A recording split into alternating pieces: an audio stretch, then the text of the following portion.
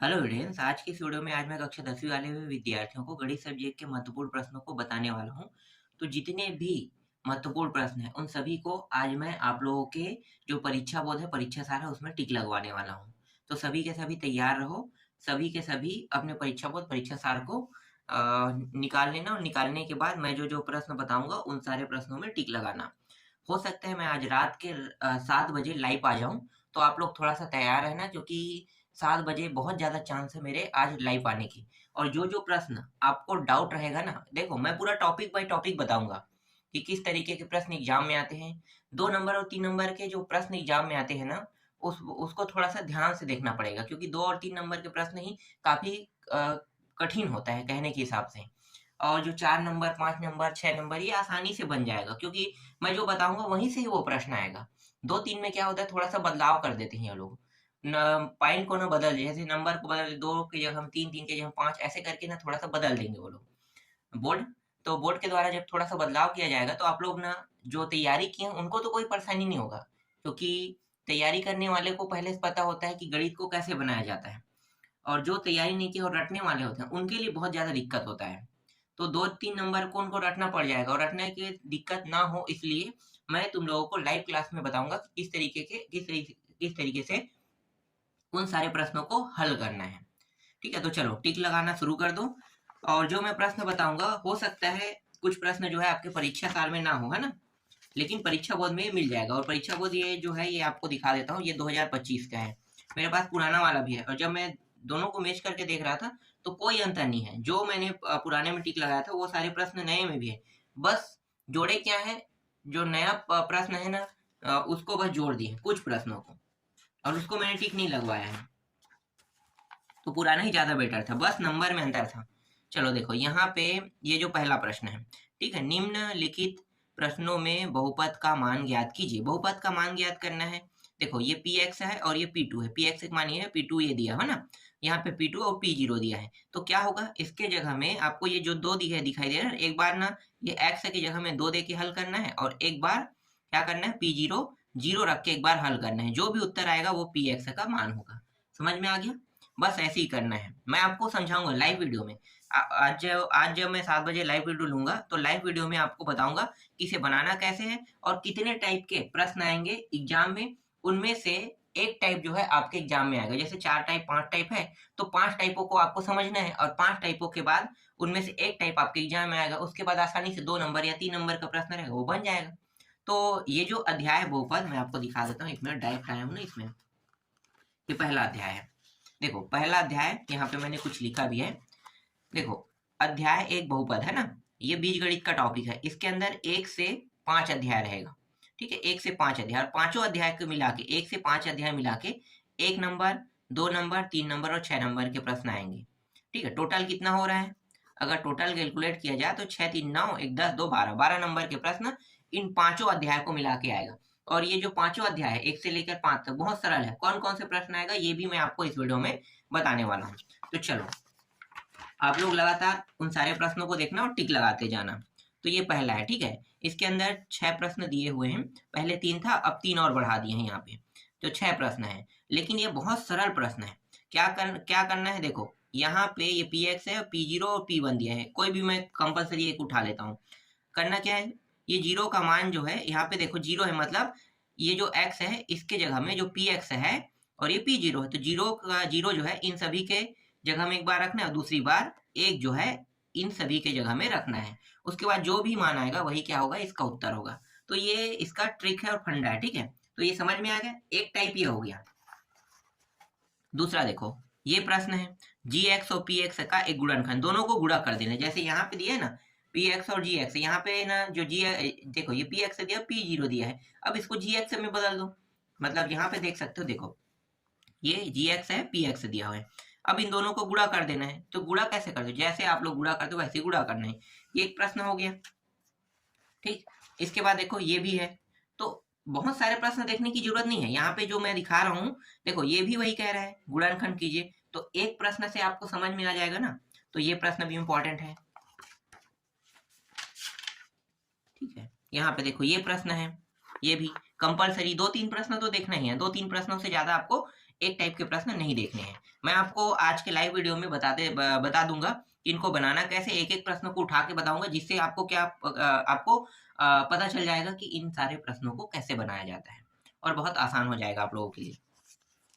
फिर देखो एक प्रश्न ये है, ठीक है, तीसरा पहला यहाँ पे दिया हुआ है, जांच कीजिए कि x प्लस एक बहुपद पी एक्स है ना, एक का एक गुणनखंड है। तो इस अध्याय से ना सिर्फ 2 नंबर और 3 नंबर के प्रश्न आएगा, 6 नंबर के प्रश्न आएगा ही नहीं। 1 नंबर को तो अभी मैं हटा देता हूँ, क्योंकि 1 नंबर के प्रश्न हमेशा किताब के अंदर से आते हैं और वो गणित वाले हो तो आप लोगों के लिए बहुत आसान जाएगा। मैं वो भी बता दूंगा कैसे एग्जाम में 1 नंबर के प्रश्न आएगा, है ना, बहुत आसान रहता है, उसमें आपको कोई दिक्कत नहीं होगा 1 नंबर के में।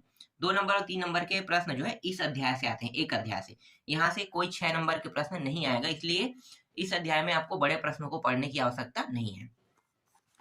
इसके बाद देखो ये रहा जांच कीजिए वाला, है ना, ये भी वही है, सेम टू सेम गुणनखंड का एक गुणनखंड है कह रहा है। इसके बाद यहाँ पे देख सकते हो ये वाला, है ना, ये भी क्या कह रहा है, वही प्रश्न है सेम टू सेम। और उसके बाद देखो यहाँ पे ये वाला प्रश्न चौथा पहला क्या कह रहे हैं कि यहाँ पे एक बस क्या दिया है, बहुपद दिया है और गुणनखंड कीजिए। तो देखो यहाँ पे गुणनखंड वाला जो है ना ये अलग है, यहाँ पे एक जी एक्स का मान बनेगा, एक पी एक्स का मान बनेगा, है ना, एक जी एक्स एक पी एक्स का मान बनेगा। और यहाँ पे क्या होगा, यहाँ पे कुछ नहीं होगा, यहाँ पे सिर्फ और सिर्फ क्या होगा, यहाँ पे सिर्फ और सिर्फ गुणनखंड होगा। अगर ऐसे अकेला दिखाई देगा ना तो इसके मध्य पद को तोड़ना है, तोड़ने के बाद इसको हल करना है, तो x के 2 वैल्यू निकल जाएगा। समझ में आ गया? अब x की वैल्यू नहीं निकालना है, बस आपको गुणनखंड करके करना है। इसको भी मैं बताऊंगा। ये जो है अध्याय 3 से आता है, यहाँ पे जो प्रश्न है ना बहुत कम चांस है यहाँ से उठाने का, यहाँ से नहीं उठाता, अध्याय 3 से उठाता है। ये अध्याय 3 का टॉपिक है, गलती से यहाँ पे आ गया है, ठीक है। ये भी गुणनखंड है, मध्य पद तोड़ने वाला, ये भी गुणनखंड है, वही मध्य पद तोड़ने वाला। तो 1-2 प्रश्न देखेंगे, बहुत सारे प्रश्नों को नहीं देखना है, बस अभी आप लोग टिक लगाते चलो।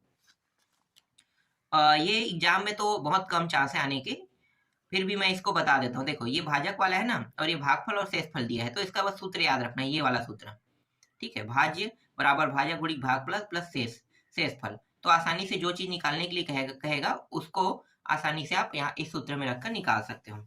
इससे 2 प्रश्न है, एक प्रश्न ये भी है, ठीक है। यहाँ पे शेषफल प्रमेय नहीं, ये शेषफल प्रमेय की बात कर रहे हैं, शेषफल प्रमेय अलग होता है, ठीक है। अभी जो दिखा रहा हूँ ये प्रश्न, इसके भी आने के चांसेस नहीं के बतौर है, और इसके भी आने के चांसेस 2 नंबर में नहीं के बतौर, नहीं 3 नंबर में आएगा। फिर भी ये टिक मैंने करा दिया है, अगर टाइम रहेगा तो देख लेना, नहीं रहेगा तो छोड़ देना, ठीक है। इसके बाद यहाँ पे देखो, यहाँ पे के का मान ज्ञात कीजिए। ये जो है ये सेम टू सेम वही, ये क्या है, जी एक्स है और ये पी एक्स है, ठीक है। तो यहाँ पे x की वैल्यू जो है ना, सबसे शुरू में मैंने दिखाया था वो ऐसे ही प्रश्न है। ये जो ये वाला है, यहाँ से x बराबर 1 आएगा, यहाँ पे माइनस मतलब प्लस में आएगा, और इस 1 को यहाँ पे रखना है, ठीक है। x की जगह में जब इसको रख दोगे तो ये k का मान आसानी से निकल जाएगा, मतलब ये भी आसान प्रश्न है। इसके बाद देखो ये है योगफल और गुणनफल, बस इसके सूत्र आपको याद होने चाहिए। ये जो प्रश्न है इसको जब आप टिक लगाओगे और जब बनाने की कोशिश करोगे तो इसके सिर्फ सूत्र आपको याद होने चाहिए। ये प्रश्न हमेशा एग्जाम में आते रहता है, ठीक है। ये देखो ये सूत्र है और ये इसका, ये योगफल का सूत्र है, ये गुणनफल का, बस आपको सूत्र याद रखना है और ए बी सी के मान को रख देना है। जो नंबर दिया है ना हर सभी के आगे में वही क्या है, ए बी सी का मान है। इसके बाद 9वां देख सकते हो, शेषफल प्रमेय है ना, ये शेषफल प्रमेय से बनाना है। तो शेषफल प्रमेय जब भी कहा जाएगा तो वो कुछ नहीं करना है। देखो यहाँ पे है तो यहाँ पे x का मान कितना आएगा, देख सकते हो x का मान यहाँ पे कितना रखा है, शेषफल प्रमेय से -1 रखा है। तो यहाँ से जो मान रखा है उसी को क्या करना है, यहाँ पे रखते जाना है और हल कर देना है। ये शेषफल प्रमेय है। शेषफल प्रमेय से भी एग्जाम में प्रश्न आते हैं, ये 3 नंबर के प्रश्न रहते हैं, 2 नंबर 3 नंबर में इस अध्याय से आएगा, इसलिए 2-3 नंबर के प्रश्नों को ज्यादातर फोकस करना है। इसके बाद देखो 11वां प्रश्न, ए का मान ज्ञात के जी एक्स पी गुणनफल है। ये कोई बड़ी बात नहीं है, ये सेम वैसे ही प्रश्न है, बस बीच में कोई मान रख देगा और रखने के बाद इसका मान निकालो। अरे भाई ऐसे मान को तो हम ऐसे ही निकाल सकते हैं। इसके बाद नहीं, ये 12वां 13वां 14वां ये सारे प्रश्नों को छोड़ दे, एकदम फालतू है, बकवास। सीधा आते हैं 16वां प्रश्न में। 16वां प्रश्नों को डायरेक्ट टिक लगाना है। ये प्रश्न है के मान निकालिए कह रहे हैं, ठीक है। तो के का मान निकालना है, देख लो ये भी है वही प्रमेय विधि वाला नियम यहाँ पे लागू होगा।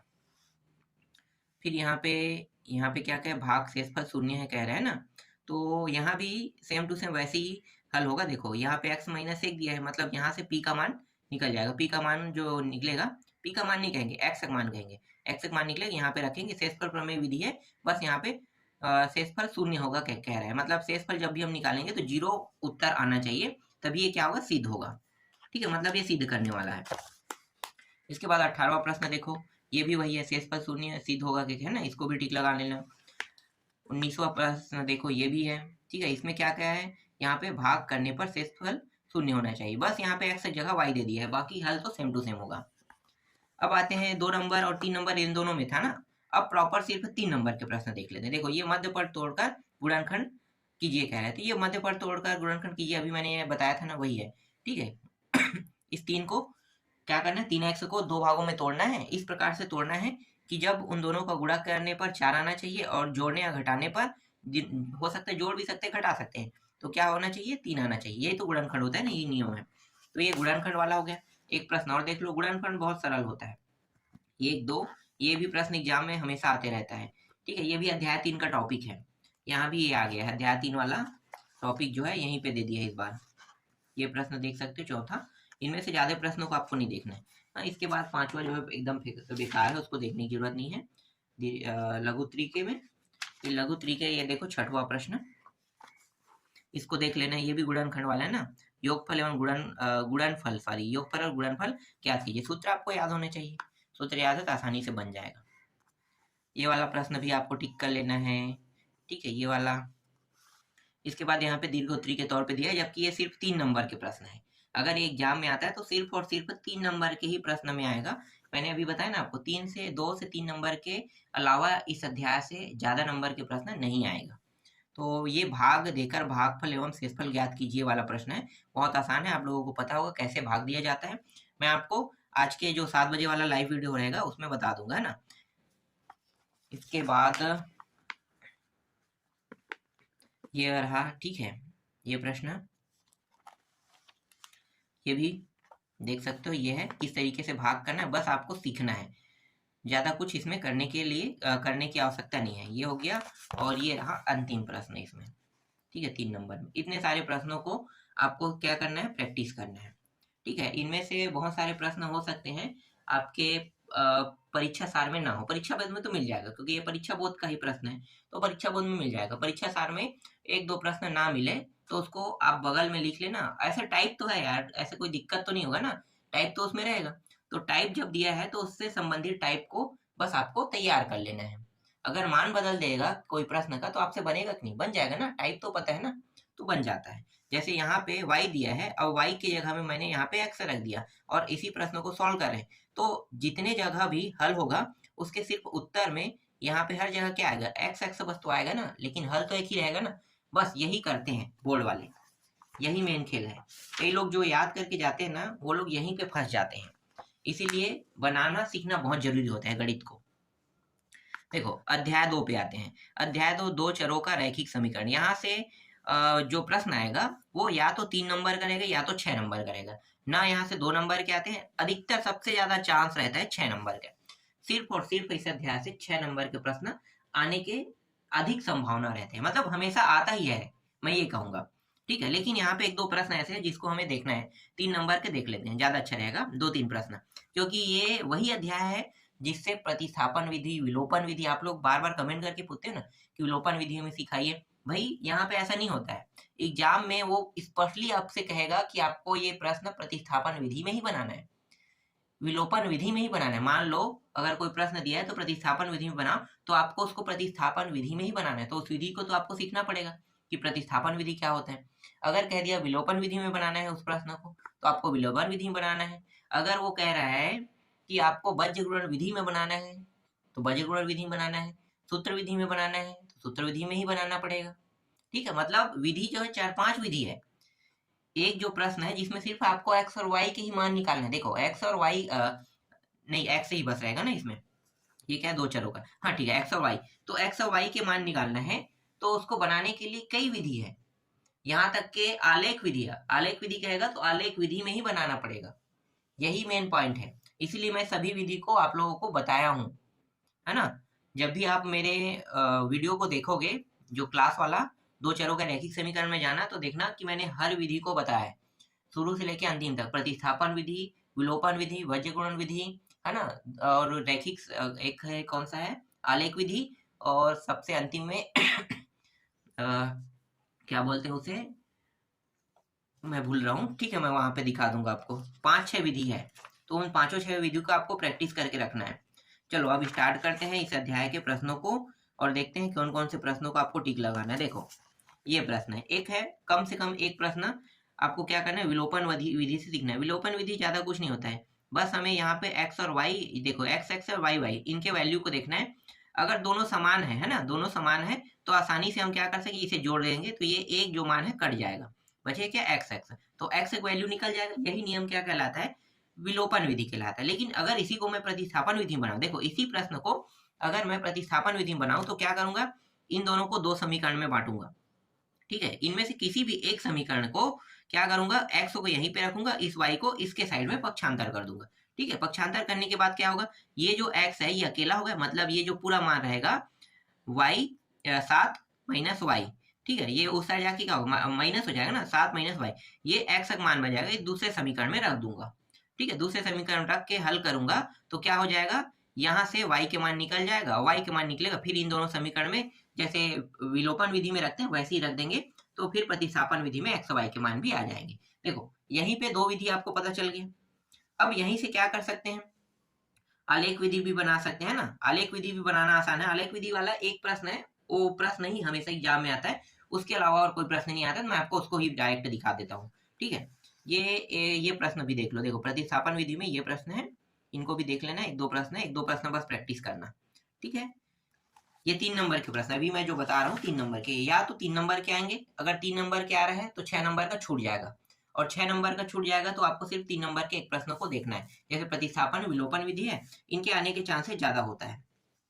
हाँ एक मैं बताने वाला था, देखो ये है निकाय, समीकरण निकाय से भी आता है, तो समीकरण निकाय के प्रश्न में देखो जैसे अद्वितीय हल है ना, तो अद्वितीय हल वाला, तो इससे संबंधित मैं एक बड़ा प्रश्न दे देता हूँ, जिससे क्या होगा आपको अच्छे से तैयारी करने में मतलब तैयारी करने में ज्यादा दिक्कत नहीं होगा। तो इन प्रश्नों को मत देखो, ये फालतू है, ठीक है। इसके 3 ही निकाय, समीकरण निकाय का अद्वितीय हल, अनेक हल, अनंत अनेक हल होते हैं ना, कोई हल नहीं, अनंत अनेक हल और अद्वितीय हल, 3 ही हल होते हैं, ठीक है। तो इसको छोड़ दो, सीधा आते हैं यहाँ पे। देखो ये जो प्रश्न है, ये प्रश्न है, ठीक, ये प्रश्न है 3 नंबर के। ये देखो वज्रगुणन विधि, वज्रगुणन विधि से निकालना है, तो ये भी एक विधि होता है। यहाँ पे एक्स वाई, और यहाँ पे देखो एक्स वाई बस दिया है ना, तो एक्स वाई और इस तरीके से रखना है, ये सूत्र है उसका, ये सूत्र वाला है एक्स वाई, और यहाँ पे मानों को रखा जाता है, ये भी मैं आपको बता दूंगा कैसे बनाना है। तो एक प्रश्न कम से कम प्रैक्टिस करके रखना, ठीक है। अब आलेख विधि से बताता हूँ, ये 6 नंबर के प्रश्न है। प्रश्न अगर 6 नंबर में आएगा एग्जाम में आलेख विधि से, तो यही प्रश्न बस आएगा, इसके अलावा कोई प्रश्न आएगा ही नहीं। तो देख लो इस प्रश्न को अच्छे से प्रैक्टिस करना, ठीक है। आलेख विधि से सिर्फ एक ही प्रश्न आएगा और यही प्रश्न आएगा, इसके अलावा कोई प्रश्न आएगा ही नहीं। तो ये प्रश्न हो गया आलेख विधि से, इसको टिक कर लो। अब देखो यहाँ पे दूसरा प्रश्न ये है आलेख विधि खत्म हो गई, समझो, है ना, एक ही प्रश्न बस है। देखो समीकरण निकाय के तीनों टाइप को बताना है, अद्वितीय हल, है ना, अद्वितीय हल, कोई हल नहीं, अनेक हल तो यहाँ पे नहीं दिया है, चलो मैं आपको थोड़ा सा बता दूंगा आगे, ठीक है, लाइव वीडियो में बता दूंगा। तो ये देख लेना, ये बहुत इंपॉर्टेंट प्रश्न है 6 नंबर के लिए, ठीक है, 6 नंबर का प्रश्न है। 6 नंबर में ये प्रश्न भी इंपॉर्टेंट है, दो संख्याओं का अंतर 14 तथा उनके वर्गों का अंतर 448 से संख्याएं ज्ञात कीजिए, ठीक है। तो ये प्रश्न इंपॉर्टेंट है, इस प्रश्न को भी देख लेना, टिक लगा लेना, ठीक है। एक व्यक्ति ने 3 कुर्सियां तथा 2 क्या है मेज वाले है ना, इसको टिक लगा लेना।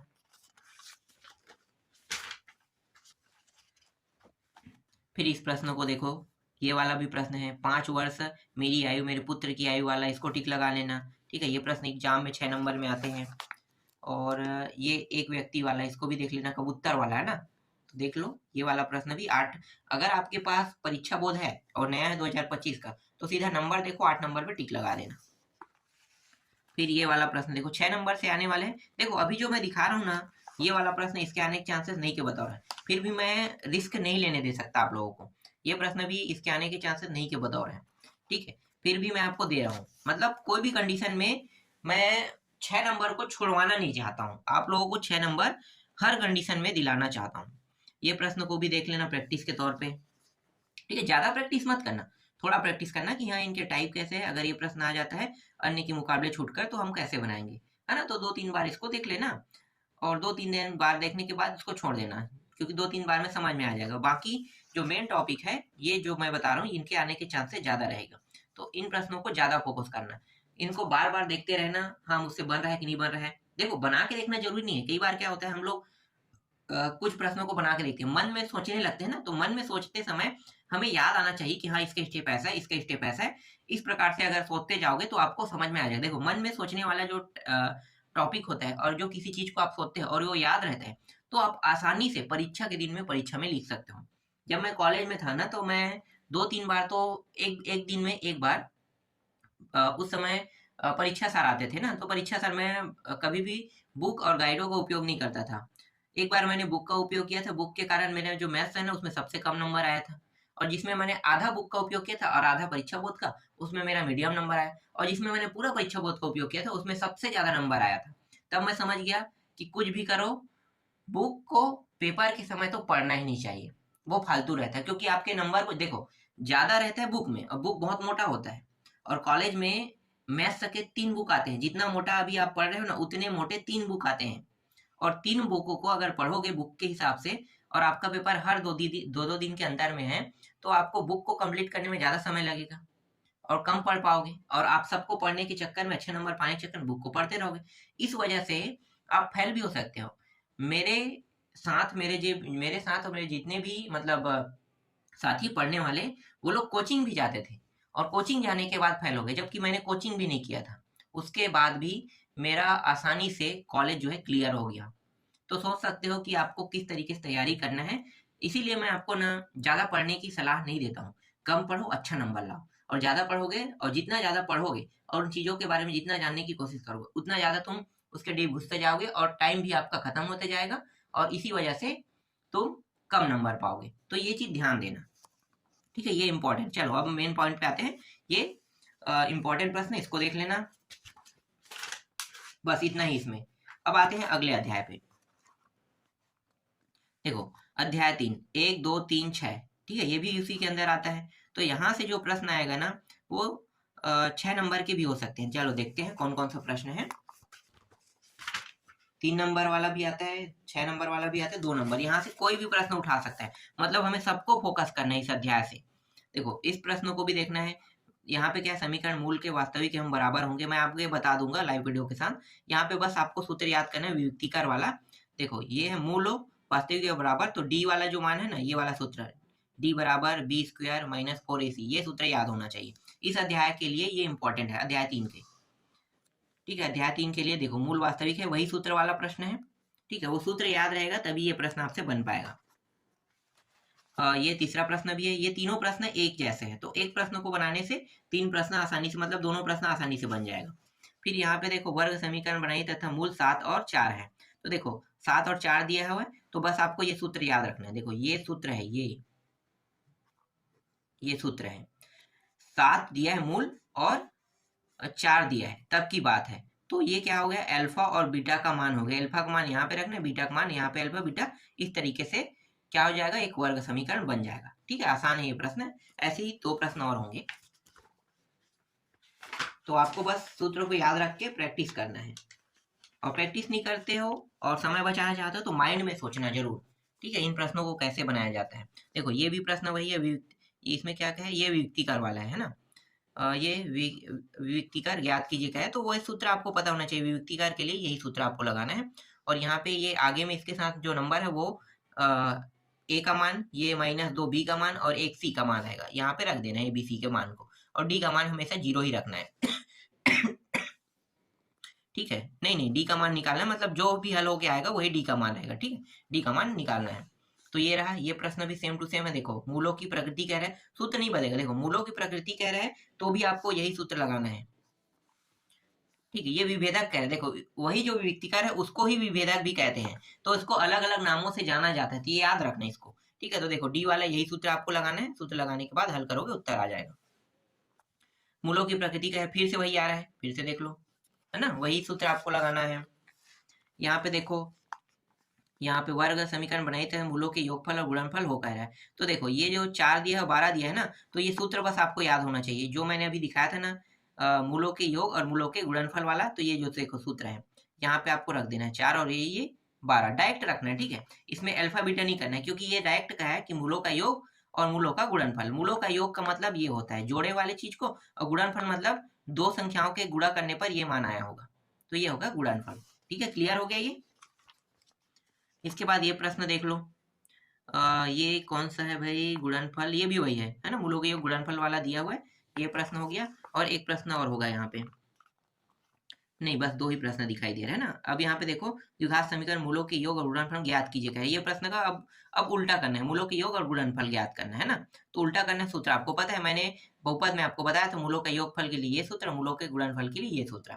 ठीक है, यही जो प्रश्न है यहाँ के प्रश्न है, जबकि इनको बहुपद में दे दिया गया है। तो देखो बहुपद में दिया है, लेकिन मेन जो टॉपिक है वो इसी अध्याय के टॉपिक है। यहाँ पे देखो मूल 3 दिया है और ये 8 दिया है, तो अल्फा बीटा का मान रखना और ये इस तरीके से हल कर देना। सूत्र आपको बस याद होना चाहिए। ठीक है, मूल कहेगा तब, और मूलों का योग कहेगा तो यहाँ पे नियम बदल जाएगा। मूलों का अगर योग कह देता, यही मूल ना कह के मूलों का योग, तो डायरेक्ट इन दोनों की जगह में सीधा रख देते 3 को, सीधा 3 बसाता। और गुणनफल कहता तो डायरेक्ट यहाँ पे 8 बस होता। अल्फा बीटा दोनों का पहले से गुणा हो गया है, ये समझना है। ठीक है, आगे मैं बताऊंगा इसको पूरे अच्छे से डिटेल में। यही तो कंफ्यूजन है, इसी वजह से आपका नंबर जो है वो डाउन हो जाता है। आपको समझ नहीं आता है कि आपको कब क्या करना है। ठीक है, ये प्रश्न भी टिक लगाना, ये प्रश्न भी टिक लगाना, ये प्रश्न भी टिक लगाना। ठीक है, 15वां प्रश्न अभी फटाफट चलो टिक लगाते हैं, ऐसे भी वीडियो बहुत लंबा बन रहा है, और इतने सारे प्रश्नों को अगर मैं आपको हल्का हल्का भी समझाते जाऊंगा तो समय वेस्ट होते जाएगा ना। और अभी बहुत सारे अध्याय हैं जिनको मुझे बताना है। ये भी हो गया, ये भी हो गया ना, ये टिक लगा देना। यहाँ से 2 नंबर 3 नंबर में आपको 100% प्रश्न देखने को मिलेगा, और 6 नंबर का भी यहाँ से आते हैं, तो यहाँ से आने वाले प्रश्नों को छोड़ेंगे नहीं। 6 नंबर के सिर्फ 1-2 प्रश्न देखेंगे जिसके आने के चांसेस 100% रहेगा, ज्यादा वाले को नहीं देखेंगे। ठीक है, तो 1 ही 2 प्रश्न है जिसके आने के चांसेस 100%। ये भी प्रश्न टिक लगा लेना। देखो मूलों की प्रकृति बोल रहे हैं, बार बार रिपीट हो रहा है ना। अब देखो बार बार वही चीज हो रहा है, गुणनफल वाला ना बार बार रिपीट हो रहा है, तो समझ जाओ कि गुणनफल और यहाँ से वही चीज आएगा। मूलों की प्रकृति वाला वियुक्तिकार का सूत्र लगाना है, और योगफल और गुणनफल कहेगा तो ये वाला। मतलब यहाँ पे ज्यादा टाइप नहीं है, 3-4 टाइप के प्रश्नों की बस प्रैक्टिस करना है आपको। ये प्रश्न इंपॉर्टेंट है, ये प्रश्न भी इंपॉर्टेंट है। इसके बाद 2 नंबर के बाद 3 नंबर में देख लेते हैं। देखो 3 नंबर में ये है गुणनखंड विधि द्वारा। तो देखो ये गुणनखंड वाला है, जो मैंने आपको बताया था ना बहुपद में, गुणनखंड वाला टॉपिक यहीं से है। तो यहाँ के प्रश्नों को ना लिया जाता है जिसमें एक्स के दोनों वैल्यू को निकालना है। देख लो ये रहा।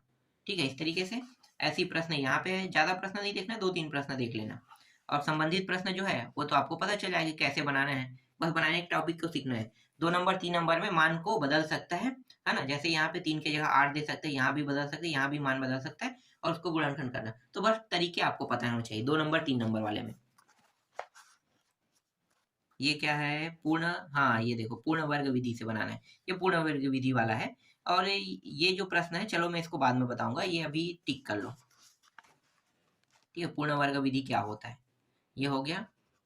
और इसके बाद ये है सूत्र विधि। देखो ये सूत्र विधि अलग होता है ना, सूत्र विधि मतलब मैं आपको दिखाता हूँ, पहले सूत्र विधि का सूत्र दिखा देता हूँ। ये देखो सूत्र विधि, ये है सूत्र विधि। ठीक है, सूत्र विधि से एक्स और वाई के मान को निकाला जाता है। तो अगर सूत्र विधि कहेगा ना गुणनखंड ना करके डायरेक्ट सूत्र विधि से बनाना है, तो ऐसे ही बनाना है आपको। तो जिसमें प्लस एक माइनस चिन्ह लेके हल करोगे तो एक्स और वाई का मान, मतलब एक्स के दोनों वैल्यू का निकल जाएगा मान। ये भी वही है सूत्र विधि से, 1-2 प्रश्न बस प्रैक्टिस करना है आपको। ठीक है, ये हो गया। अब 6 नंबर में मैं दिखा देता हूँ कौन सा प्रश्न एकदम महत्वपूर्ण है जिसके आने के चांसेस 100% है। 100% वाले में मुझे तो ऐसा कोई दिखाई ही नहीं दे रहा है इस अध्याय से। 2 प्रश्न देख लेते हैं। ठीक है, ये एक प्रश्न है, चाहो तो इसको पढ़ सकते हो, नहीं के बतौर है इसके आने के चांसेस, नहीं के बतौर है। और एक प्रश्न ये है, ठीक है, इसके भी आने के चांसेस इस साल नहीं के बतौर है, लेकिन ये दोनों प्रश्न ज्यादा फोकस में है। और सबसे ज्यादा इंपॉर्टेंट प्रश्न यही है, एक ही प्रश्न ज्यादातर आ सकता है, इसके अलावा और कोई प्रश्न इस अध्याय से नहीं आने वाले हैं। फिर अध्याय 4 देखते हैं। ठीक है, अध्याय 4 से भी देख लो, 1 2 3 6 है ना, ये भी बीजगणित के अंदर आता है। तो बीजगणित के अंदर आ रहा है, तो यहाँ से कौन कौन से प्रश्न आपको देखने हैं। तो 2 नंबर से अधिकतर यहाँ से प्रश्न आते हैं, 2 नंबर से। तो 2 नंबर से देखो ये वाला, ये बहुत सरल सरल प्रश्न है। 14 पदों का योगफल ज्ञात कीजिए, इसके लिए बस आपको सूत्र लगाना है। इसमें सिर्फ आपको 2 ही सूत्र याद करने हैं, ठीक है, 2 ही सूत्र। कौन कौन से याद करना है अभी मैं आपको बता देता हूँ, थोड़ा सा बता दो। 2 ही सूत्र याद करना है। एक सूत्र है ए एन बराबर ए प्लस एन माइनस 1 डी, एक सूत्र ये है, ठीक है। एक सूत्र, पहला सूत्र ये, हर प्रश्न इन दोनों सूत्रों से ही बनेगा, ठीक है, हर प्रश्न इन दोनों सूत्रों से बनेगा। ये पहला सूत्र है जो समांतर, ये जो सूत्र है ये समांतर श्रेणी का सूत्र है ना, ठीक है, समांतर श्रेणी बस लिख लेता हूँ। जब आपसे कहा जाएगा कि समांतर श्रेणी ज्ञात कीजिए, मतलब ये जो है यही समांतर श्रेणी है, एन का मान ज्ञात कीजिए कहेगा तो ये सूत्र निकालना है, ठीक है। और दूसरा सूत्र क्या है, योगफल, बहुत सारे पदों को जोड़ना है कहेगा तो उसको योगफल कहते हैं, तो ऐसे से हम उसे प्रदर्शित करते हैं। फिर एन अपान दो,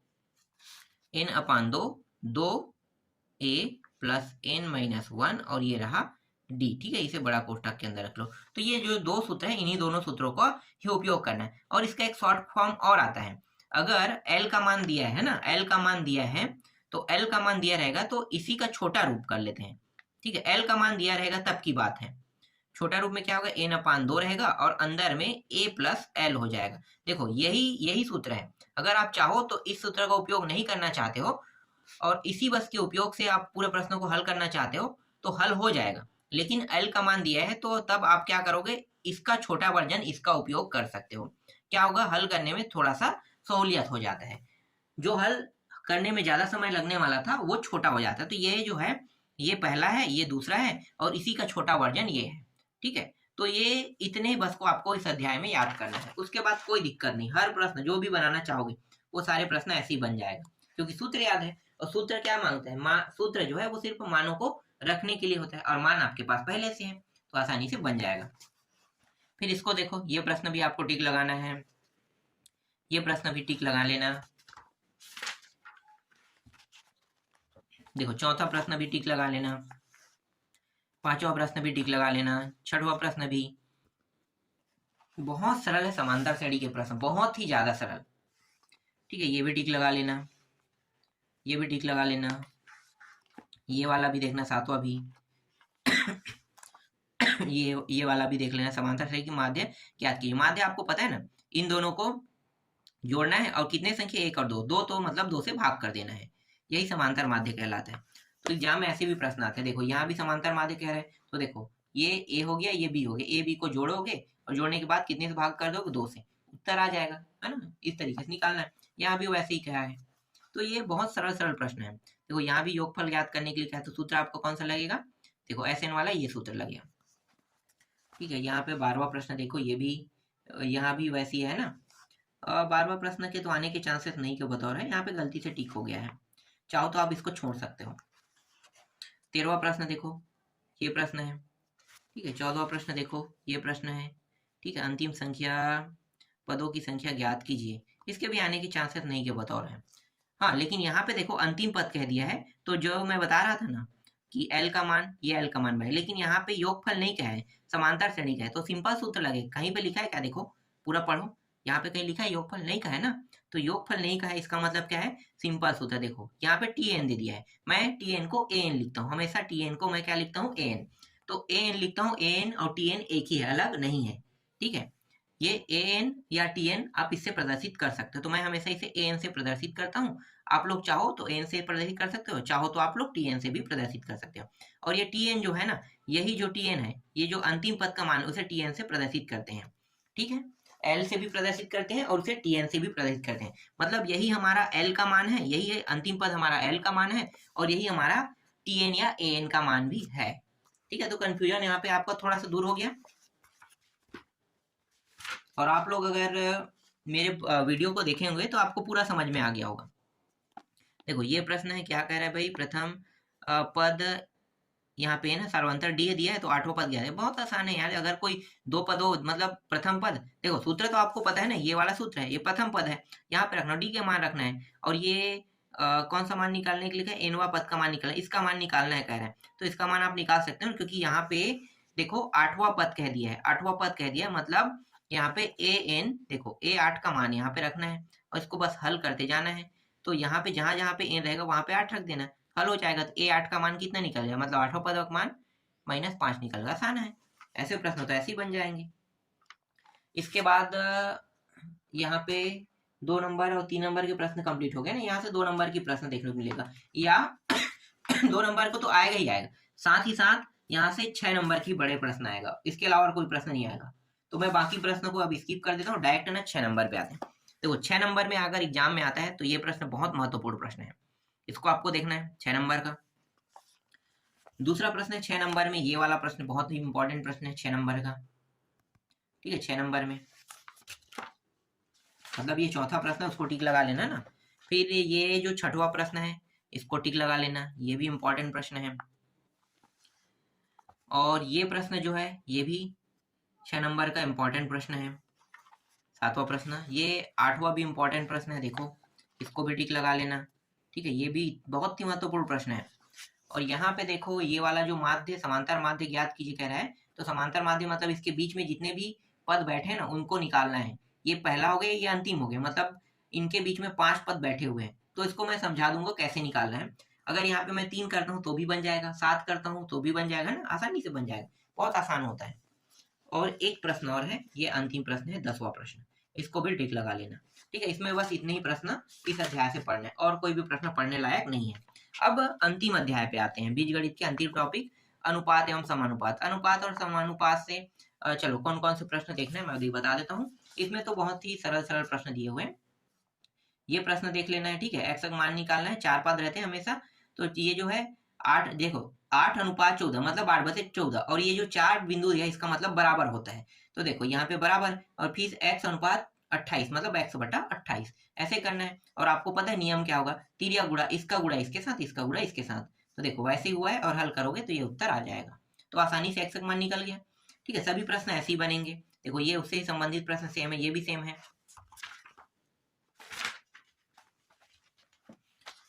उसके बाद देखो ये वाला चतुर्थानुपाती कह रहा है, तो 3 पद दिया है चतुर्थानुपाती, इसका मतलब क्या है, ये पहला दूसरा और तीसरा पद है ना। कौन सा पद गायब है, चतुर्थानुपाती मतलब चौथा पद गायब है, पहला दूसरा मतलब ये दोनों पद दिए, और ये इसके बाद ये तीसरा और चौथा पद गायब है। तो चौथा पद को क्या कर लिखोगे, एक्स लिख सकते हो, यहाँ पे डी मान दिया है, कोई दिक्कत नहीं, आप एक्स मानना चाहो एक्स मानो, डी मानना चाहो तो डी मान सकते हो। ठीक है, तो ये पहला इन दोनों का क्या होगा, इसको ये भाग करेगा है ना, ये इसको भाग करेगा, और y को x या d भाग करेगा, जो चौथा पद है। देखो इस तरीके से फिर बन जाएगा। यहाँ भी क्या है, मध्यानुपाती। मध्यानुपाती का अगर जिक्र होता है तो यहाँ पे मेन खेल होता है, ध्यान देना।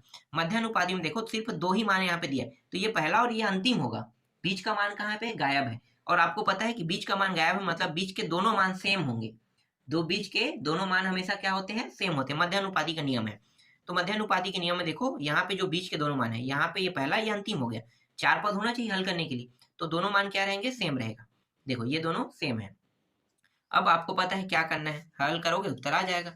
यहाँ पे तृतीय अनुपाती कह रहे हैं, यहाँ पे देखो एक छोटा सा यहाँ पे आपको ध्यान देना है। और यहाँ पे खेल क्या होगा, तृतीय अनुपाती में यहाँ भी 2 पद दिए रहेंगे, देखो 2 पद इस तरीके से दिया रहेगा। तो अब क्या होगा, तृतीय अनुपाती में ये जो दिए वाला है, पहला ये हो गया, ये दूसरा हो गया, अब यही जो है तीसरा भी बनेगा। ठीक है, तीसरा और तृतीय अनुपाती का अंतिम पद जो रहेगा, तृतीय अनुपाती ज्ञात करने के लिए कह रहा है, तो ये क्या हो जाएगा, ये जो तृतीय अनुपाती कहेगा हमेशा उसे तुम चतुर्थानुपाती समझ के ही हल करना। ठीक है, चतुर्थानुपाती, क्योंकि ये जो है ना अगर 2 मान दिए हैं तो ये 2 भागों में टूट जाएगा, तृतीय अनुपाती कहेगा तो ये पहला दूसरा और इसका एक हिस्सा तीसरा भी बनेगा, और चौथा जो है वो डी का मान या एक्स जो भी मानना चाहो वो मान सकते हो। तो यही खेल होता है। अगर आपसे कहे चतुर्थानुपाती चौथा पद निकालिए, मतलब चतुर्थानुपाती के चौथा पद निकालिए, या फिर मध्यानुपाती निकालिए, या तृतीयानुपाती निकालिए, तो इसमें थोड़ा थोड़ा डिफरेंस रहता है। ठीक है, और इससे संबंधित प्रश्न एग्जाम में आते ही हैं, तो 2 नंबर आपका यहाँ पे कंफर्म हो जाएगा इसको बना लोगे तो। ये प्रश्न देख लेना। ठीक है, ये भी प्रश्न इंपॉर्टेंट है, ये 2 नंबर का प्रश्न है। 2 नंबर में ये वाला प्रश्न भी इंपॉर्टेंट है, और ये भी 2 नंबर 3 नंबर में ये भी इंपॉर्टेंट ही प्रश्न है। ठीक है, 7वां को भी टिक लगा लेना। फिर यहाँ पे देखो ये 10वां है, इसको भी टिक लगा लेना। ठीक है, ये बड़े प्रश्न है, ये बड़ा प्रश्न है, ये 3 नंबर में आ सकता है। 3 नंबर में बहुत सारे प्रश्न है, 3 नंबर में देखने लायक। यहाँ पे देखो ये सब 3-3 नंबर के प्रश्न है, और 3-3 नंबर में, हाँ और है 3 नंबर में, ये 11वां प्रश्न देखो, ये भी टिक लगा लेना। देखो ये क्या है, एक्स का मान निकालना है कह रहा है। अब यहाँ पे देखो 3 ही मान दिया हुआ है, तो अब आपको कैसे करना है भाई, अगर 3 मान दिया है और आपको कुछ समझ में नहीं आया है, तो आपको यहाँ पे तो कहा नहीं गया कि चौथा पद निकालिए, लेकिन डेफिनेटली मध्य अनुपात निकालना है। तो ये जो मान है दो भागों में टूट जाएगा। ठीक है, यही इसका खेल है। फिर ये वाला प्रश्न देख लेना, ये है इंपॉर्टेंट। और कौन सा इंपॉर्टेंट है इस अध्याय में? इस अध्याय से तो बड़े प्रश्न नहीं के बतौर यहाँ से तो नहीं आएंगे। ठीक है, ये प्रश्न देख लेना, ये जो द्वनुपातिक राशि वाला है। ठीक है, ये वाला देख लेना, ये काफी इंपॉर्टेंट प्रश्न है। 14वां प्रश्न, 15वां प्रश्न भी इंपॉर्टेंट है, 16वां भी इंपॉर्टेंट है ना। इन सभी प्रश्नों की प्रैक्टिस करना है। 17वां प्रश्न की प्रैक्टिस करना है, 18वां प्रश्न की प्रैक्टिस करना है। देखो इसमें प्रश्न बहुत ज्यादा पढ़ने आप लोगों को पढ़ना पड़ रहा है, क्या कि ये करके मत छोड़ देना कि जो मैं प्रश्न बता रहा हूँ उसको छोड़ मत देना। ठीक है, इनको पढ़ना ही है। बाकी जिनको नहीं बताया जा रहा उनको भले छोड़ दो, लेकिन आपको इनको पढ़ना ही है, क्योंकि आप ये समझने लगोगे कि ये तो सिर्फ 12 नंबर का है। 12 नंबर के लिए हम लोग इतना ज्यादा क्यों पढ़े? भाई 12 नंबर भी बहुत होता है। 12 नंबर में अगर आपको पता है कि कौन कौन से प्रश्न आने वाले हैं तो क्यों छोड़ोगे? है ना। मेरा तो कहना यही है कि आपको छोड़ना ही नहीं चाहिए। ये प्रश्न नहीं के बतौर है, अगर समय रहेगा तो देख लेना, ये भी इम्पोर्टेंट है। 6 नंबर का है। इस अध्याय से 6 नंबर नहीं आता है, इसलिए मैं 6 नंबर के प्रश्न में मुझे लगा ना 2-3 प्रश्न उनको मैं देख रहा हूँ बस। ये प्रश्न है इम्पोर्टेंट, और ये जो है ये 3 नंबर का है, ये मकड़ी वाला। ठीक है, तो 3 नंबर के हिसाब से लगवा रहा हूँ। और ये भी छोटा प्रश्न है, ये है 3 नंबर वाला। ये नहीं आएगा, नहीं के बतौर है अभी जो लगवा रहा हूँ। ये सारे प्रश्न जो है ये भी देख लेना, है ना। समय रहेगा तब की बात है, चाहो तो आप छोड़ सकते हो। तो ये बीजगणित का टॉपिक खत्म हो गया। अब बीजगणित के बाद आते हैं निर्देशांक ज्यामिति। निर्देशांक ज्यामिति में 2 अध्याय हैं, एक अध्याय 6 और अध्याय 7। 2 अध्याय मिलके 1, 2, 4 नंबर के प्रश्न आपके एग्जाम में आपको देखने को मिलेगा। तो चलो बताता हूँ कौन कौन से प्रश्न पढ़ना है। ये जो 2 नंबर और 4 नंबर, अगर आप चाहते हो, देखो यहाँ पे सबसे बड़ा खेल क्या है मैं बताता हूँ। अगर आपको 2 नंबर और 4 नंबर एकदम फिक्स लेना है, एकदम फिक्स, तो पूरा का पूरा, या तो ये जो पूरा का पूरा ये अध्याय 6 है उसको पढ़ लो, अध्याय 7 को पूरा छोड़ दो, पूरा छोड़ दो। समझ गए मेरे कहने का मतलब क्या है, कि दोनों अध्याय मिला के आएगा। लेकिन ये जो 4 नंबर वाला प्रश्न है ना, 4 नंबर वाला प्रश्न, देखो 2 नंबर का प्रश्न एकदम फिक्स है, यहीं से आएगा, निर्देशांक ज्यामिति से ही आएगा 2 नंबर का प्रश्न। और ये जो 4 नंबर के प्रश्न है, एक प्रश्न निर्देशांक ज्यामिति से आएगा और दूसरा प्रश्न 4 नंबर का प्रश्न कहाँ से आएगा? अध्याय 7 से आएगा। ठीक है, तो अध्याय 7 से सिर्फ एक प्रश्न आएगा 4 नंबर के, लेकिन 4 नंबर का प्रश्न निर्देशांक ज्यामिति से भी आएगा। तो अगर आप अध्याय 7 को नहीं पढ़ना चाहते हो तो पूरा स्किप कर सकते हो, लेकिन निर्देशांक ज्यामिति के पूरे टॉपिक को पढ़ना पड़ेगा। ठीक है, पूरे टॉपिक को मैं जो बता रहा हूँ उसी बस को नहीं, इसके अलावा इसमें और भी प्रश्न उनको भी देखना पड़ेगा, क्योंकि आपके पास चांस जो है ना एक पॉइंट बस रहेगा, एक पॉइंट उसके आने की, तो इसलिए पूरा को पढ़ना पड़ेगा। लेकिन अगर मैं बता रहा हूँ उनको देख रहे हो तो 4 नंबर में आपको दोनों को देखने पड़ेगा। तो आपके ऊपर डिपेंड करता है कि आप निर्देशांक ज्यामिति के पूरे टॉपिक को पढ़ना चाहते हो या पूरे अध्याय 7 को छोड़ना चाहते हो। अध्याय 7 मेरे हिसाब से बहुत सरल है, बहुत सरल है। और अगर इसमें से अगर अध्याय 4 के मतलब 4 नंबर के प्रश्नों को छोड़ना चाहते हो तो सिर्फ और सिर्फ 2 नंबर के प्रश्नों को पढ़ना है और उस अध्याय से पूरा पढ़ लेना है। तो देखो यहाँ पे मेन खेल हो गया ना आपके लिए बेनिफिट, कि अथवा में तो आएगा ही आएगा। तो अथवा में भाई 2 प्रश्न रहेगा, एक प्रश्न इस अध्याय से और एक प्रश्न अध्याय 7 से है ना। तो यही खेल है मेन। चलो अब मैं आपको 2-2 नंबर के प्रश्न यहाँ से बता देता हूँ।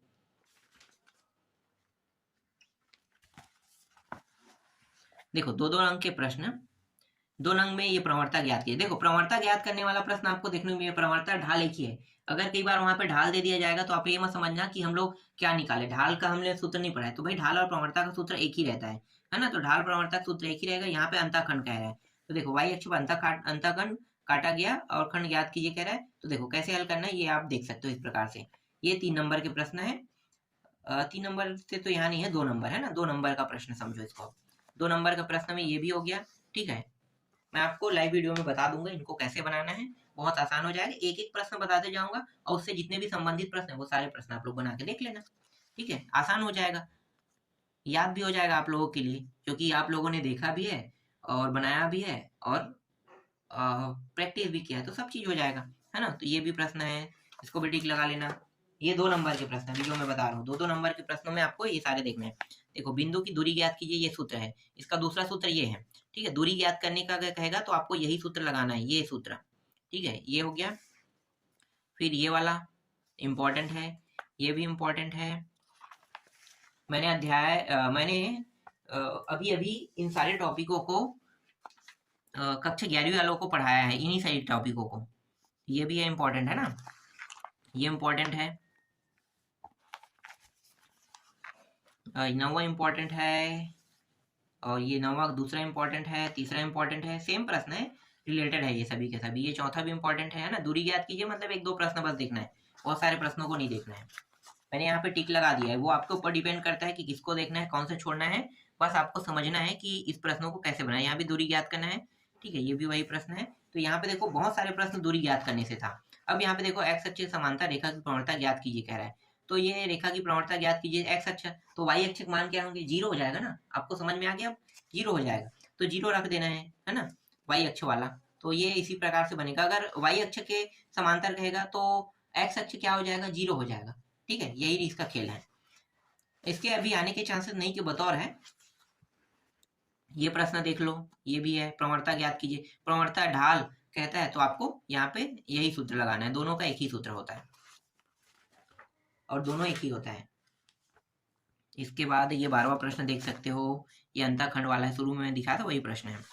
यहाँ पे वाई अक्ष वाला जो मैं बोल रहा था ना वही है। देखो वाई अक्ष के है तो एक्स अक्ष के मान क्या होंगे, 0। तो देखो डायरेक्ट इन दोनों के मान को 0 रख दिया है और ये ठीक है, इसके मान रहेंगे। फिर ये 14वां प्रश्न देखो, 15वां प्रश्न इंपॉर्टेंट है। यहाँ से 2 नंबर के प्रश्न यहीं से आएगा। ये प्रश्न भी इंपॉर्टेंट है, ये प्रश्न भी इंपॉर्टेंट है, 16वां प्रश्न भी इंपॉर्टेंट है, 17वां प्रश्न भी इंपॉर्टेंट है प्रवणता वाला। ये दूरी याद कीजिए। यहाँ पे सिर्फ 2 ही 3 सूत्र ही याद करना है आपको, ज्यादा कुछ याद नहीं करना है। और सूत्र याद हो गया तो आसानी से ये प्रश्न बन जाएंगे। ये प्रश्न इंपॉर्टेंट है। और ये अंतःखंड वाला में देखो, ये वाला ठीक है, ये वाला, ये 4 अंक के प्रश्न है। ये 4 अंक के हैं, ठीक है, ये 4 अंक के प्रश्न है। एक हो गया 4 अंक में, 4 अंक में दूसरा प्रश्न ये होगा, इसका प्रैक्टिस आप कर सकते हो। और कौन सा है 4 अंक में, सीधा चौथा में आ जाओ। ये प्रश्न 4 अंक है, ये इंपॉर्टेंट प्रश्न है। 4 अंक में ये प्रश्न भी बहुत इंपॉर्टेंट प्रश्न है, 7वां वाला, ठीक है, ये हो गया। और इसके बाद 4 अंक में और कौन सा है,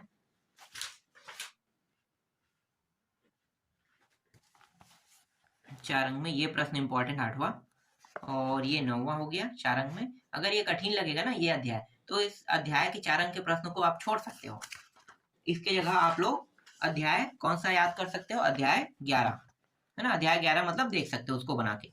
ये इंपॉर्टेंट, बस इतने ही प्रश्न है, 5-6 प्रश्न मैंने बता दिए, ठीक है। अब देखो आलेख पे आते हैं। यहाँ से सिर्फ और सिर्फ आपको बड़े प्रश्न देखने को मिलेगा 4 अंक के आलेख में, ठीक है, अध्याय 7 से। तो अध्याय 7 में देखो बहुत सरल है, थोड़ा सा देख लेना। चाहो तो आप रटना चाहो तो रट सकते, एकदम फिक्स है यहीं से आना एक प्रश्न। तो ये एक प्रश्न ये हो गया, ठीक है, ये वाला देख सकते हो, ये डिब्बा है। बनाना कैसे है, ये तरीका पूरा यहाँ पे दिया रहेगा। एक प्रश्न ये, इसके आने के चांसेस 100% है, इनमें से कोई एक आएगा ही आएगा। फिर दूसरा प्रश्न ये है, ठीक है, इसमें टोटल 7-8 प्रश्न है। तीसरा प्रश्न ये है, चौथा प्रश्न ये वाला, ठीक है, देख लो चौथा, परीक्षा बोध रखे हो तो उसको डायरेक्ट टिक करते हैं क्योंकि नंबर एकदम सीरीज यही रहेगा। ये 5वां प्रश्न है, ये प्रश्न हो गया, ठीक है, टोटल इसमें 8 प्रश्न है। और ये 6वां प्रश्न, ठीक है। अभी तक ये 6वां प्रश्न का जो है वो मतलब 6वां के आने के चांसेस नहीं के बतौर है, ये 7वां के भी आने के चांसेस नहीं के बतौर है।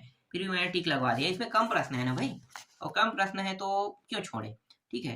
तो चाहो तो आप 6वां 7वां पढ़ सकते हो, उसको छोड़ भी सकते हो, ठीक है, लेकिन 8वां और बाकी जो मैं बता रहा हूँ उनको पढ़ना ही पढ़ना है। मतलब आपको 6वां 7वां के अलावा जितने भी प्रश्न बताया जा रहे हैं, ठीक है, 5 और ये 8वां, 1 से लेके 5 और 8वां, आपको इसको देखना ही, क्योंकि इन 6 में से कोई एक जो है आपके एग्जाम में 100% आएगा 4 नंबर में। तो देखो यहाँ पे आपको बेनिफिट मिल गया ना कि आप चाहते हो कौन से अध्याय को छोड़ना, अध्याय 6 को, अध्याय 6 के कौन से प्रश्न को, 4 नंबर को। तो 4 नंबर को छोड़ना चाहते हो तो छोड़ सकते हो। तो मैंने आपको बता दिया कैसे आएगा। चलो अब अध्याय 9 को देखते हैं। अध्याय 9 जो है वो बैंकिंग कराधान से सिर्फ यहाँ से 5 नंबर के प्रश्न आएगा। अब यहाँ भी थोड़ा खेल होगा, यहाँ भी मैं आपको बताने वाला हूँ। देखो बहुत मजेदार टॉपिक है। यहाँ से आपको सिर्फ 2 ही तरीके याद करने हैं, 2 तरीका। देखो यहाँ पे मैं आपको प्रश्न जो है वो टिक लगवा रहा हूँ ना। पहला देखो क्या है, सावधि, ये चीज आपको ध्यान देना है। एक होता है सावधि, एक होता है आवर्ती। आपको सावधि और आवर्ती में से दोनों टॉपिक के प्रश्न बस को समझना है कि सावधि के सूत्र क्या होते हैं और उसको हल कैसे किया जाता है, और आवर्ती के सूत्र क्या होते हैं, उसको हल कैसे किया जाता है। बस इतना ही आपको समझना है। उसके बाद ना आपका यहाँ से 5 नंबर फिक्स हो गया। मुझे पता है कि एक जो प्रश्न है वो बैंकिंग वाला है, वो नहीं बन पाएगा आपसे। वो 5 नंबर का बहुत लंबा चौड़ा, उसमें क्या-क्या निकालना पड़ता है, टैक्स वैक्स, इसको इतना मिला, इतना टैक्स है, इतना छूट दिया है, वो नहीं बनेगा। वो प्रश्न भी आएगा, एकदम कन्फर्म है। लेकिन अथवा में ये प्रश्न रहेगा, या तो सावधि लिखा रहेगा या तो आवर्ती लिखा रहेगा। मतलब एकदम कन्फर्म है, सावधि से आएगा या आवर्ती से, कन्फर्म प्रश्न। तो भाई सावधि आवर्ती का अच्छा प्रैक्टिस कर लो ना। सावधि का सूत्र में आपको ये मिश्र धन वाले सूत्र लगाकर हल करना है। ठीक है, सावधि में मिश्र धन वाला ये सूत्र लगा के हल करना है। ये प्रश्न देखो इंपॉर्टेंट है। यहाँ पे यहाँ पे मैं इस प्रश्न में सबसे ज्यादा क्या देखता हूँ जानते हो, ये क्या लिखा है, सावधि लिखा है आवर्ती। यहाँ पे क्या लिखा है ये प्रश्न मुझे कोई मतलब नहीं, प्रश्न के अंदर क्या लिखा है इससे मुझे कोई फर्क नहीं पड़ता। लेकिन यहाँ पे क्या लिखा है ये देखना मेरे लिए बहुत इंपॉर्टेंट है, क्योंकि यही सूत्र को बताता है कि ये मुझे पता चल गई। हाँ सावधि, ये तो मूलधन है, मुझे पता है।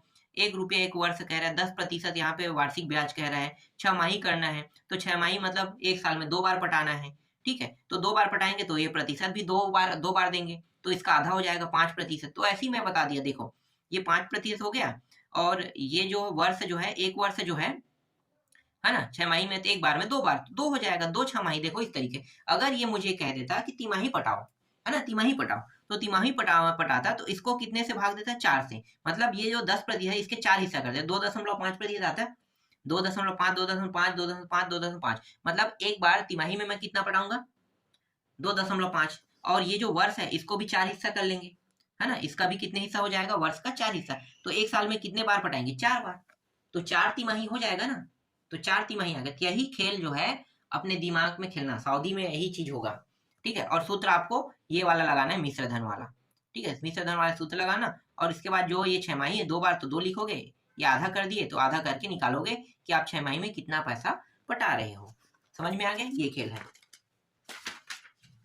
ये इंपॉर्टेंट है। देखो अब यहाँ पे देखो, यहाँ पे सावधि लिखा है कि आवर्ती लिखा है, यहाँ पे देखो आवर्ती, तो आवर्ती लिखा है तो भाई मैं आवर्ती को देखूंगा, मुझे इससे कोई मतलब नहीं कि प्रश्न में कितना दिया है, मान कितना कितना दिया है। पहले सबसे पहले मेरा पॉइंट रहेगा कि ये आवर्ती लिखा है कि सावधि। अगर आवर्ती लिखा है तो मुझे कौन सा सूत्र लगाना है, ये वाला सूत्र, ब्याज बराबर ये सूत्र लगाना है। अब ये जो प्रश्न, ये जो 100 दिया है, ये तो पी का मान बन जाएगा, है ना। ये जो 100 जो है वो पी का मान 5 वर्ष यहाँ पे दिया है, इसको महीने में चेंज करना होता है।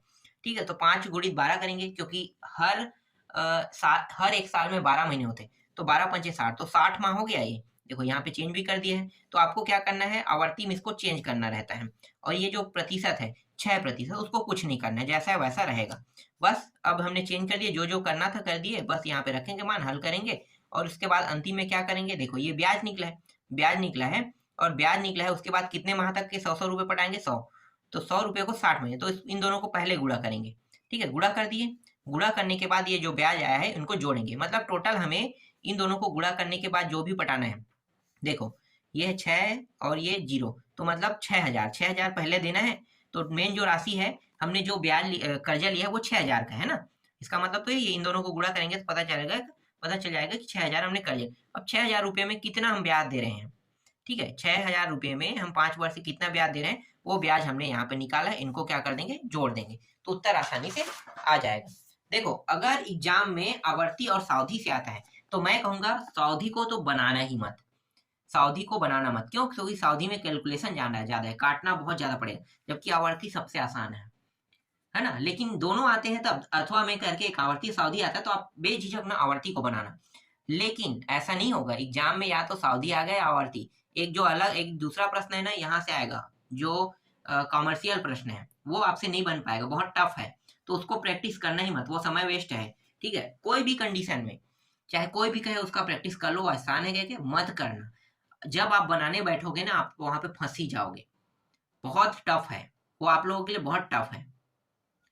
इसलिए मैं बता तो दूंगा कौन कौन से प्रश्न आएंगे अथवा वाला टॉपिक में, लेकिन उनका प्रैक्टिस आपको करना ही नहीं है, मेरे हिसाब से आपको छोड़ देना है। ठीक है, अब देखो यहाँ पे इसको टिक कर लो। अब यहाँ पे क्या लिखा है, आवर्ती लिखा है। अब आपको तो खेल पता चल गया ना क्या करना है, तो फटाफट आप टिक लगाएं, ये हो गया, इसको टिक लगा लेना, 5 नंबर में इसको भी टिक लगा लेना। ठीक है, सारे प्रश्नों को प्रैक्टिस नहीं करना है, बस 1-2 प्रश्नों को प्रैक्टिस करना है, ये सारे इंपॉर्टेंट है। आपको ये न लगे कि नहीं सर आपने बताया था वो प्रश्न तो आया नहीं, क्यों भाई, मैंने आपको क्या बताया है, भाई आवर्ती सावधि को समझा दिया है तो और क्या समझना है।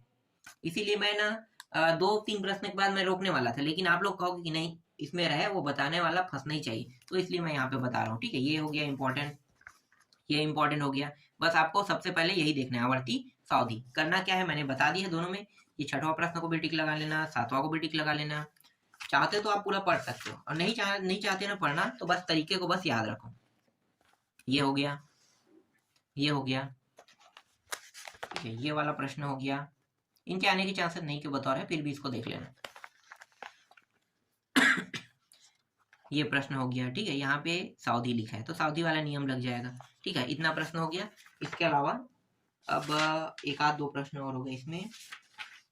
कहाँ है भाई, हाँ यहाँ पे है। ठीक है, ये प्रश्न 5 नंबर में, ये प्रश्न है एक, ये हो गया, और अंतिम प्रश्न ये हो गया। ठीक है, ये हो गया, सावधि आवर्ती खत्म हो गया।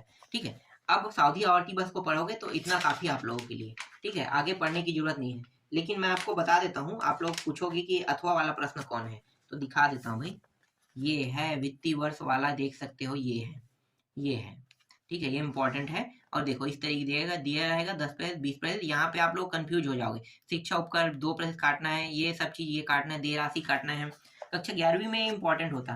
कॉमर्स लेने वालों के लिए ठीक है, लेकिन कॉमर्स लोगे तो कक्षा 11वीं में सीख ही जाओगे। अभी नहीं सीखोगे, कक्षा 11वीं में सीख जाओ। तो अभी ना सिर्फ अपना नंबर बढ़ाने में ध्यान देना कि आप ज्यादा से ज्यादा नंबर किन किन प्रश्नों को पढ़कर पा सकते हो, है ना, किन किन प्रश्नों को पढ़कर। देखो इसका हल जो है कैलकुलेशन बहुत कठिन है।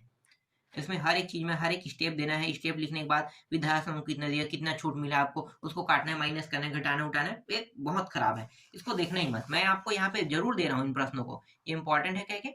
लेकिन ये जो प्रश्न बता रहा हूँ, ये पहला प्रश्न दिल होती है, इसको देखना ही, दूसरा भी देखना ही नहीं है। अब जो अपने आप को महान साबित करना चाहते हैं वो लोग तो देख सकते हैं, उनके लिए ये। फिर ये तीसरा हो गया, ये चौथा हो गया, ये पांचवा हो गया। ठीक है, 5 प्रश्न। और कोई है क्या, नहीं, बस 5 ही प्रश्न है।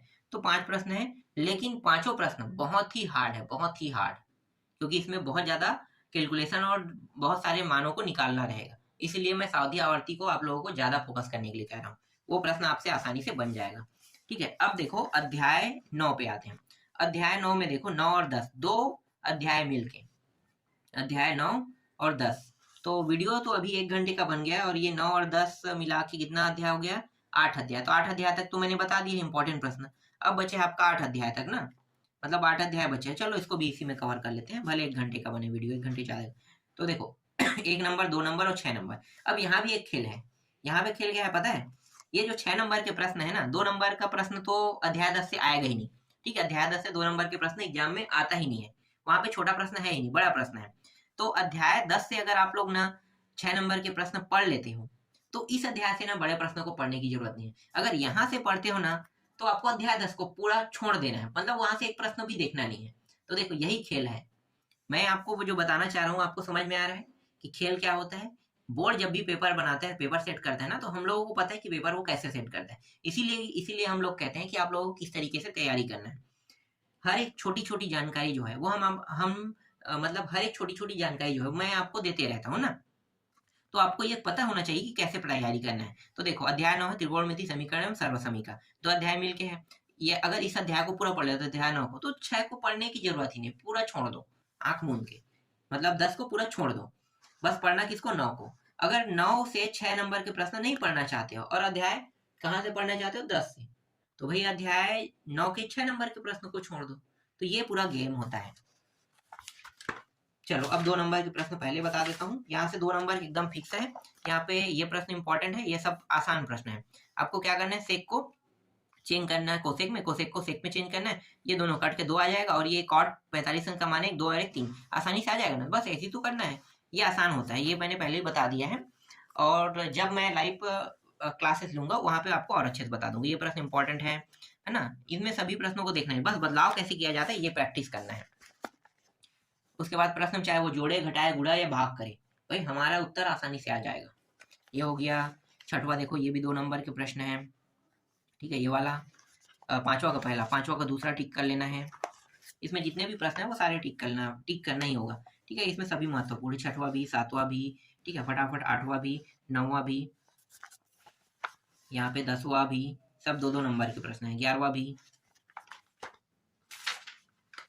ये 12वां प्रश्न को भी टिक कर लेना है। 12वां का दूसरा है ना, 13वां प्रश्न, 13वां, 14वां, ये रहा आपका 15वां प्रश्न, ये 16वां प्रश्न टिक करना है। 17वां प्रश्न को भी टिक करना है।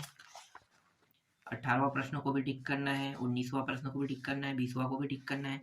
21वां को भी टिक कर लेना है। ठीक है, इसमें सारे प्रश्न जो छोटे हैं ना वो सभी इंपॉर्टेंट है। 22वां को भी टिक कर लेना है। 23वां को भी टिक कर लेना है। 24वां को भी टिक कर लेना है। और मैं गारंटी देता हूँ आप लोगों का ना बहुत अच्छा नंबर आएगा अगर मैं जो बता रहा हूँ अगर उनको पढ़ कर जाते हो तब की बात है। एकदम 100% ना, बिना डाउट किए आपको पढ़ के ही जाना है। जो मैं बताऊंगा अगर वो नहीं आता है तो आप जहां से भी पढ़ लो वो आएगा ही नहीं, आपके दिमाग में बैठेगा नहीं। इसलिए ना मैं बता रहा हूँ उसको पढ़ना, क्योंकि मैं एक्सपीरियंस वाला हूँ, मुझे पता है कि कौन कौन से प्रश्न एग्जाम में आता है। मैं स्टार्टिंग से बताते आ रहा हूँ और हमेशा से मेरे द्वारा जो प्रश्न बताया जा रहा है और जैसे बताया जा रहा है वैसे ही प्रश्न आए हैं। इसलिए तुम्हें ना एकदम बेझिझक, अब देखो 6 नंबर पे आते हैं। ठीक है, 2-2 का तो खत्म हो गया, अब 6-6 नंबर में देखो, ये इंपॉर्टेंट है। ठीक है, ये प्रश्न एक प्रश्न हो गया 6 नंबर में। और 6 नंबर के बाद दूसरा प्रश्न, देखो ये छोटे छोटे प्रश्न है, ये भी 6 नंबर का दूसरा प्रश्न, और ये तीसरा प्रश्न है, छोटे प्रश्न है 6 नंबर में। ये 2 नंबर का है ना, ये यहाँ पे ऐड कर दिया गलती से, 2 नंबर का प्रश्न है। ये 6 नंबर का है। अगर आप इस पूरे अध्याय को पढ़ते, पूरा अध्याय को सिर्फ 9 बस को, तो 10 के एक भी प्रश्न को छूने की जरूरत नहीं, एक भी प्रश्न को, क्योंकि 6 नंबर और 2 नंबर यहीं से आएंगे, तो यहाँ पे एक भी प्रश्न को छोड़ना नहीं है। ये भी प्रश्न आपको पढ़ना है। ठीक है, ये प्रश्न को भी आपको देखना है। और छोटे छोटे प्रश्न है ये, 2-2 नंबर के नहीं, सीधा हम लोगों को बड़े देखना है। ठीक है, ये 10वां प्रश्न में आ जाऊं, ये 10वां प्रश्न देखना है। ये 11वां प्रश्न देखना है। ठीक है, 11वां के बाद ये 12वां प्रश्न है, 12वां, और ये रहा 13वां प्रश्न। नहीं, 13वां कहाँ है? 13वां तो 2 नंबर के, ये 2 नंबर वाला प्रश्न है। ठीक है, 2 नंबर में देख लेना, ये 14वां प्रश्न है। ठीक हो गया, बस इतने प्रश्नों को अगर आप पढ़ लेते हो तो अध्याय 10 के एक भी प्रश्नों को आपको छूने की जरूरत नहीं है। अब देखो मेन चीज मैंने आपको बता दी ना कि खेल कैसे होता है। अब आपको पता चल गया होगा कि त्रिकोणमिति से सिर्फ आपको अध्याय 9 को पढ़ के ही आसानी से 8 नंबर आप ला सकते हैं। 1 नंबर के प्रश्न तो या तो अध्याय 10 से आएंगे या तो अध्याय 9 से आएगा, दोनों से आ सकता है, इसकी कोई गारंटी नहीं है। ठीक है, दोनों से आ सकता है। ठीक है, तो यही मेन खेल होता है। अब मैं आपको अध्याय 10 से इंपॉर्टेंट प्रश्न भी बता देता हूँ। अगर आप चाहते हो कि 6 नंबर वहां के प्रश्न कठिन है और आप सिर्फ अध्याय 10 के प्रश्नों को बनाना चाहते हो तो अध्याय 10 के प्रश्न में मैं बता देता हूँ। देखो एक प्रश्न ये है। ठीक है, पहला प्रश्न ये देखो, शिखर वाला, ये इंपॉर्टेंट है। वहां से 6 नंबर के प्रश्न अगर छोड़ना चाहते हो तब की बात है। दूसरा प्रश्न ये है 6 नंबर में। ठीक है, दूसरा प्रश्न मतलब ये जो 8वां प्रश्न है इसको देखना है आपको, और ये जो 9वां प्रश्न है इसको 6 नंबर में देख लेना है। ठीक है, मैं आपको जो बता रहा हूँ एकदम ना सटीक समझना। ठीक है, गेम यही होता है, फंडामेंटल पूरा यही है। और इसके बाद ये जो 13वां प्रश्न है इसको देख लेना है ना, ये हो गया 13वां, और एक प्रश्न और है, ये 15वां प्रश्न। 4-5 प्रश्न ही मैं बता रहा हूँ यहाँ पे। ठीक है, ये 4-5 प्रश्न, अगर समय रहेगा तो उन सारे प्रश्नों के साथ इन 4-5 प्रश्नों को भी प्रैक्टिस कर लेना। तो आज के वीडियो में बस मैं आपको इतना ही बताऊंगा, बाकी जितना भी प्रश्न बचा हुआ है और मतलब जितना भी अध्याय बचा हो उनको मैं आपको नेक्स्ट वीडियो में बताऊंगा।